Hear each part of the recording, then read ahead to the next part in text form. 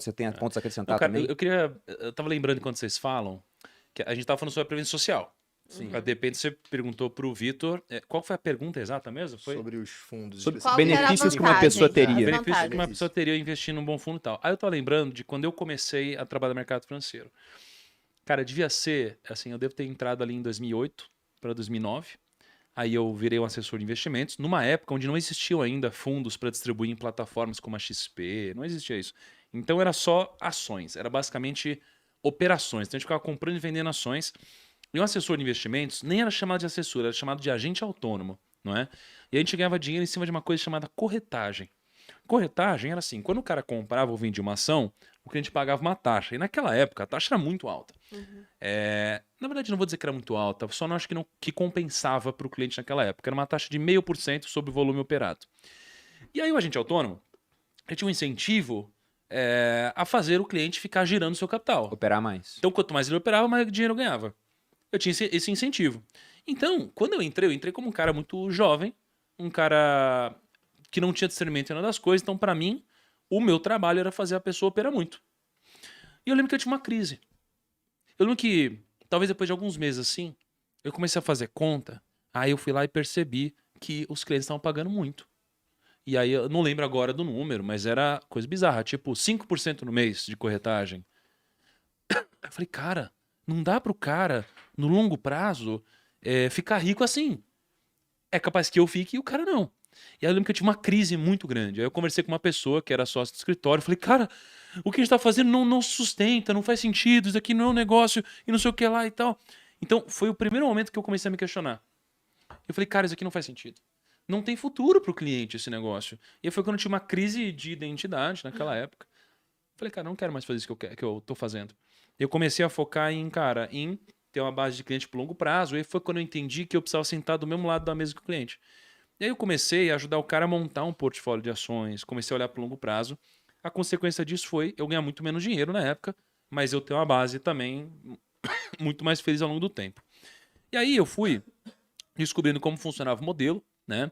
E assim como você falou, assim, existe assessor de investimentos bom, existe assessor de investimentos mal. Focado no curto prazo. Né? Então, assim, quando você, assim como qualquer profissão. Então, quando você pergunta pro Vitor sobre, cara, benefício de você se investir bem ou investir com alguém que sabe o que está fazendo, como um bom gestor, etc., é o seguinte: a solução que foi criada, a Previdência Social, foi a Previdência Privada. E as mentes que fazem a gestão do dinheiro eram mentes brilhantes. Brilhantes. Provavelmente muito mais brilhantes que a minha. Só que mesmo sendo muito, muito brilhantes essas mentes, ou muitas dessas mentes, o cliente perde dinheiro constantemente. Então não basta só ter uma mente brilhante, ter uma pessoa que sabe o que está fazendo, uma pessoa que está comprando um ativo bom. Não basta só isso. Porque a Previdência Privada mostrou isso pra gente. Mostrou que de 1 trilhão de reais que existem na Previdência Privada, 500 bilhões não batem o CDI. Não batem o CDI, cara. Então isso aqui é um absurdo. E às vezes não batem por muito. Por muito. Metade do Não, CDI. cara, por muito. Na lista que você pegou, inclusive, é impressionante como que você vê a diferença entre 100% do CDI e o resultado em função da taxa. Deixa eu de falar de umas administração. taxas dessa aqui, ó. A gente tem aqui, ó, Brasil Prev. Tem 306 bilhões de reais em previdência, tá? Bradesco tem 218 bilhões de reais em previdência, Itaú tem 200 bilhões de reais em previdência, aí depois você soma outros bancos. Aí você vai pegando alguns dos bancos, alguns dos maiores fundos de previdência do mercado, tá? Você pega aqui da Brasil Prev, um dos que você citou. Brasil Prev Carteira Prudente. Esse fundo tem 6 bilhões de reais. É tão prudente que deve botar dinheiro embaixo do colchão. Pra ter o rendimento que eles tiveram, mas diga aí. Rendimento desse fundo aqui, cara, sei lá, deve dar uns 60 e poucos por cento de CDI. Só de taxa de administração são 70 milhões de reais por ano para o Banco do Brasil.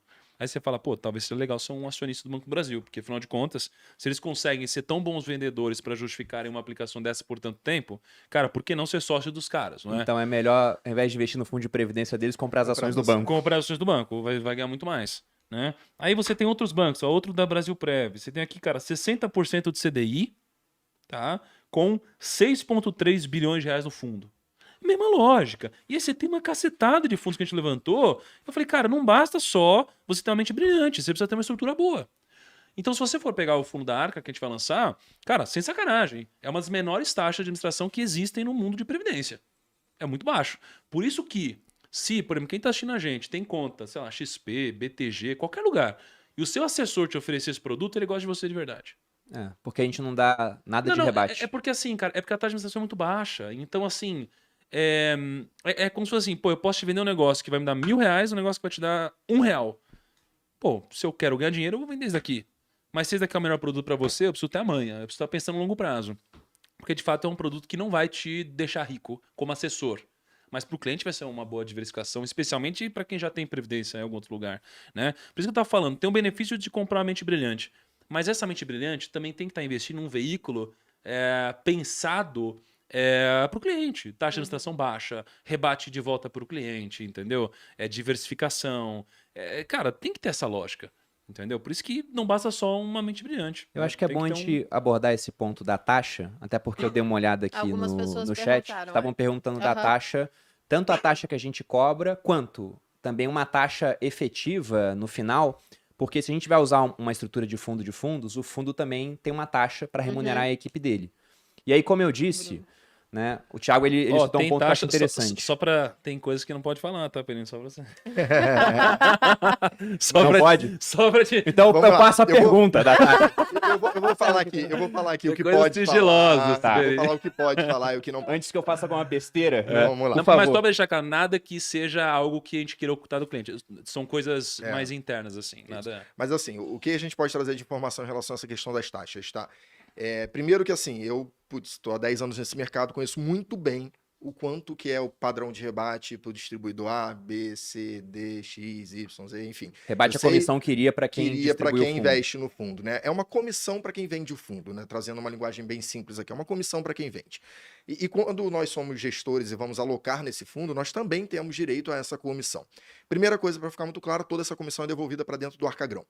A gestora Grão, Ou seja, o grupo logo pro primo, cliente que está investindo. é isso aí. Ninguém aqui fica com nenhum centavo, não temos nenhum interesse em investir no fundo porque ele paga melhor pra gente. Nós queremos os melhores gestores do Brasil dentro da nossa carteira. Esse é o ponto que tem que ficar muito claro. E aí, com todo esse conhecimento de longa data que eu tenho do quanto eles estão dispostos a pagar, eu fui muito agressivo nessas negociações com os gestores. Muito agressivo mesmo, para a gente conseguir rebates realmente diferenciados para que a nossa taxa efetiva, que é que o cliente paga ao todo, né, considerando os fundos alocados, ela fique a mais baixa possível, né?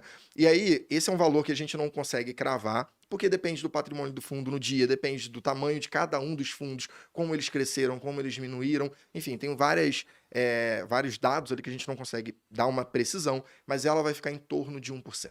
Tá? Esse número a gente consegue trazer aqui uma estimativa em torno de 1% de taxa efetiva do nosso fundo. É até bom explicar por que não dá para cravar. A nossa taxa no fundo Arca Grão vai ser de 0,59.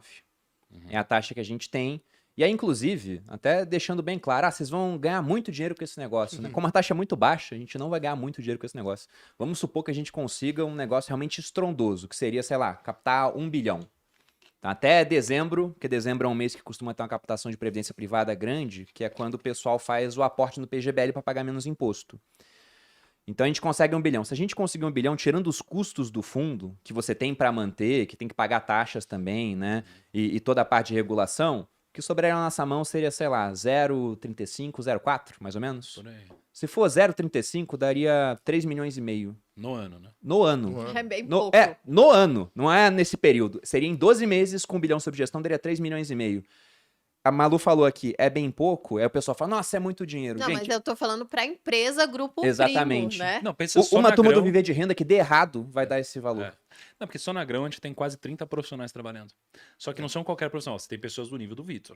Exatamente. Né, cara, assim, você tem a Mônica, que fundou a Rico. Uhum. Você tem, cara, é um monte de gente. Então, no final das contas. Tem que pagar esse povo. Cara, não, e para pensar, se tiver Eu 1 tentei bilhão. pagar em NFT, Não deu certo. não quiseram. Não quiser. Mas pensa assim, ó, se tiver 1 bilhão e render 15% no ano, por exemplo, a gente tá falando de, cara, 150 milhões de reais pros clientes. Entendeu? No final das contas, pra gente, se for tirar custo, vai sobrar quase nada. Mas a lógica só, eu acho que é interessante pensar, é que quando você investe num fundo, geralmente o fundo, ele investe em outros ativos, não é?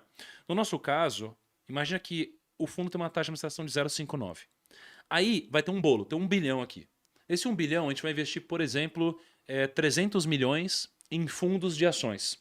Aí um desses fundos de ações, ele cobra 2% de taxa de administração, por exemplo. Esse fundo é um fundo bom. Então o cliente poderia investir nesse fundo diretamente. Porém, como a gente tem uma negociação diferente, a gente consegue, o que o Vitor falou, um rebate dessa taxa. Isso é Então, legal. desses 2%, vamos dizer que 0,8% ele dá pro grupo primo por ter distribuído esse fundo. Só que como a gente tem um combinado com esse fundo e com os nossos clientes, a gente devolve 100% de qualquer coisa que a gente receber para dentro do fundo. Então a gente devolve esse 0,8 ou sei lá qual for a taxa para dentro do fundo, então a rentabilidade do cliente aumenta. Entendeu? Boa. Então a gente tem negociações diferentes com cada gestora que a gente aloca. Então, um fundo que paga 2, a gente vai conseguir 0,8 de rebate. Um fundo que paga 2, a gente consegue, sei lá, 0,5 de rebate. Então a gente tem um trabalho aqui também, que isso daqui é o que é o sigiloso, que a gente não pode falar tudo e tal. A gente negocia com eles o tempo todo. E Aham. todo mês a gente vai encher o saco deles, porque a gente quer um rebate maior, porque a rentabilidade do fundo vai aumentar e é melhor para o nosso cliente. E quanto mais a gente fica, mais poder de negociação a gente tem. Então, Exato, por isso que é aquela parada da comunidade que a gente está construindo. Né? Então, assim, isso daqui dá um tom da nossa taxa. Só que também tem, às vezes, um investimento que a gente vai investir num ETF que paga 0,23% ao ano. Né? Então, no final das contas, cara, a nossa taxa efetiva, que é a soma dessa taxa de extração com o que o cliente vai acabar pagando em outros fundos, ela fica muito baixa. Tá? E quanto mais a gente cresce, maior é a nossa comunidade, mais gente a gente traz para investir junto, cara, mais eficiente fica isso.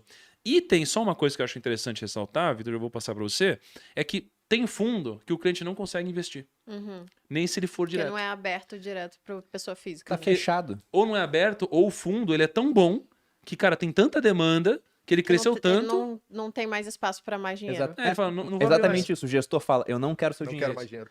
Na Só que verdade, a gente vai lá, a gente chora pra ele falar, pelo amor de Deus, cara, a gente precisa isso pros nossos clientes, a gente é o grupo primo, a gente não sei o que lá e tal. Fala, tá bom, então toma aqui 50 milhões para você poder colocar dentro do fundo. Então o cliente, pelo fundo da Arca, vai conseguir acessar fundos que ele sozinho não conseguiria. Então isso aqui é também um benefício desse poder de barganha